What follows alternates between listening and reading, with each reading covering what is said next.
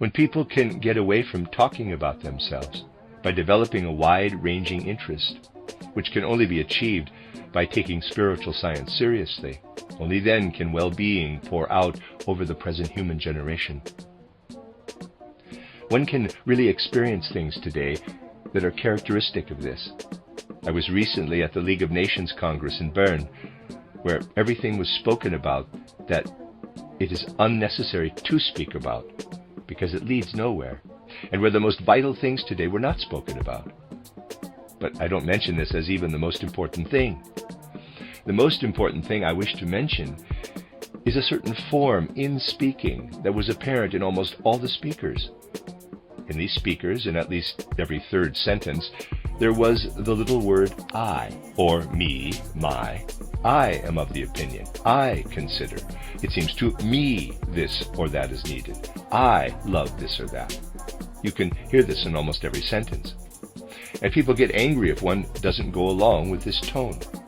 If one speaks out of objectivity, if one forms one's sentences in a way that keeps the objective content in view and doesn't give one's opinion, doesn't give what one loves, then people say one's way of speaking is authoritarian and presumptuous.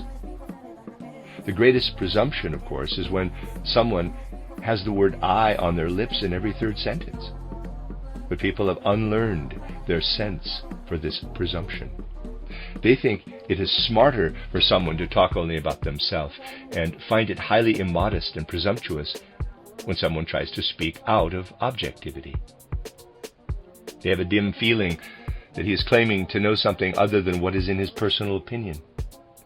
And claiming to know something other than one's own opinion is seen today as a great sin. But oh, these personal opinions.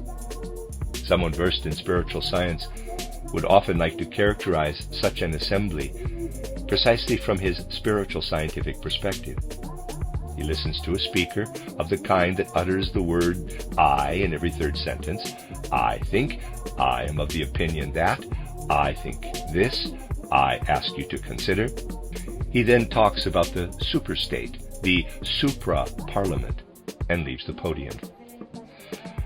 One with spiritual scientific insight says to himself, that man has a liver problem. There is something wrong in his liver, and it is his metabolism talking out of him. Another speaker goes up, speaks formally in a similar way, and then retreats. The man probably has gallstones. A third one has a tendency to gastric problems. These things become significant in an age pulsating with materialism, where the free soul, independent of matter, does not speak, but the body does.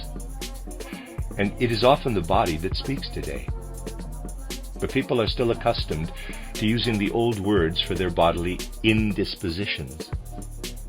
And people of the present time are compelled to be untruthful for the simple reason that they would be ashamed to give an account of the facts. And there is even a longing today to give oneself up to this aspect of the human being, which is actually only physical man. The people who don't have time to be sick mostly pay no attention to the conditions which, in those who have the time to be sick, are sufficient reason to feel ill. And all the talk today about the spirit is sometimes nothing more than pure materialism, because for many people this talk of the spirit is nothing more than a narcotic for their stolid materiality.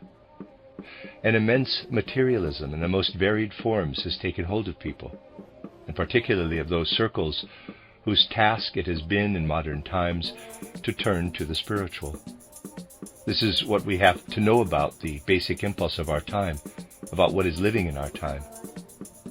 Everything else would be surrendering to illusion. Spiritual science is of such great significance for modern people because it gets them away from themselves. But it has to be taken hold of properly. We can't allow another illusion to arise in connection with spiritual science. A quality so pervasive today due to materialism could easily find its way into spiritual science, and that is superficiality. If what is trying to awaken an interest in spiritual science is grasped only superficially by people, that would be something that could really harden them in themselves, could really thrust them into themselves. Nothing can help here other than going back again and again to what does not have to do with us personally, but is the content of our spiritual science, and to approach the things that are the content of our spiritual science as objectively as possible. And when the most subjective things are spoken about, not to take them subjectively.